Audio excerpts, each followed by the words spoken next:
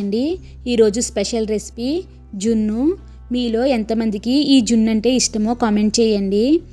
First time చేయడం వల్ల ఏమో కానీ చాలా కన్ఫ్యూజ్ అయ్యానండి చేయడానికి. కానీ లాస్ట్లో టేస్ట్ మాత్రం సూపర్గా వచ్చింది. ఒక 1/2 లీటర్ జున్ను పాలు తీసుకున్నానండి. 1/2 లీటర్కి ఇంకొక 1/2 లీటర్ మామూలు ప్యాకెట్ మిల్క్ ఉంటాయి కదా, అవి తీసుకున్నాను.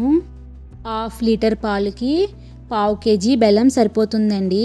ఇక్కడ బెల్లాన్ని తురుముకుని వేసుకోండి. నేను తెలియక ముక్కల కింద వేసేసాను. కరగడానికి చాలా టైం పట్టింది. 2 స్పూన్స్ మిరియాలను పౌడర్లా చేసుకుని వేయండి. ఇప్పుడు బెల్లం కరిగే వరకు ఒక గరిటె తీసుకుని తిప్పుతూ ఉండాలి. నిజానికైతే ముందు పాలులోని బెల్లం వేసిన తర్వాత ఆ పాలను వడబోసుకుని ఆ తర్వాత మిరియాల పొడి వేసుకోవాలంటండి.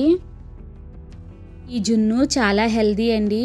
కానీ ప్రెగ్నెంట్ లేడీస్ కానీ ఫీవర్ వచ్చి తగ్గిన వాళ్ళు కానీ ఇవి తినకూడదంటండి. ఇది తినడం వల్ల వాతం చేస్తుంది అని పెద్దలు చెప్తారు.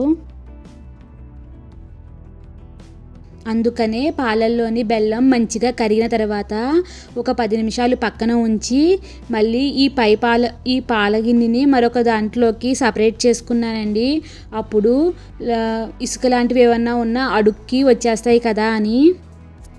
ప్లీజ్ అండి కొంచెం సపోర్ట్ చేయండి.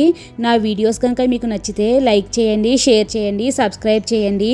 వీడియో ఎలా ఉంది అన్నది మీ కామెంట్ ద్వారా తెలియచేయండి.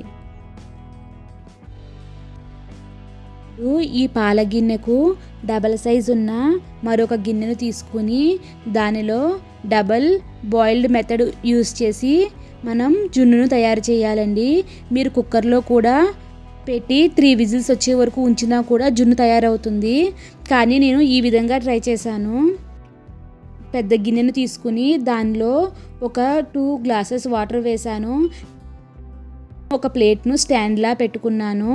ఆ తర్వాత ఈ పాలను అదే గిన్నెలో పెట్టుకుని దానిపైన మూత వేసి స్టవ్ పై పెట్టుకున్నాను. గ్యాస్ స్టవ్ అన్నది సిమ్లోనే ఉండాలండి. మీడియం ఫ్లేమ్ కానీ హై ఫ్లేమ్ కానీ అస్సలు ఉండకూడదు.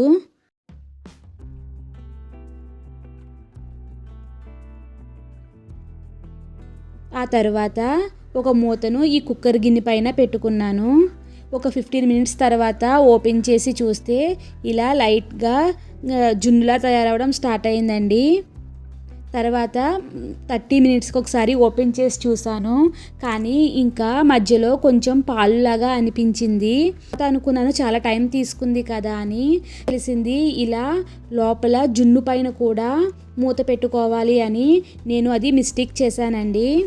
ఇలా జున్ను పైన మూత పెట్టిన తర్వాత 10 మినిట్స్లో జున్ను రెడీ అయిపోయింది. ఇలా వేడిగా తిన్నా లేదా 1 అవర్ ఫ్రిడ్జ్లో పెట్టి కూల్ చేసుకు తిన్నా కూడా టేస్ట్ బాగుంటుంది. Thank you so much for watching this video.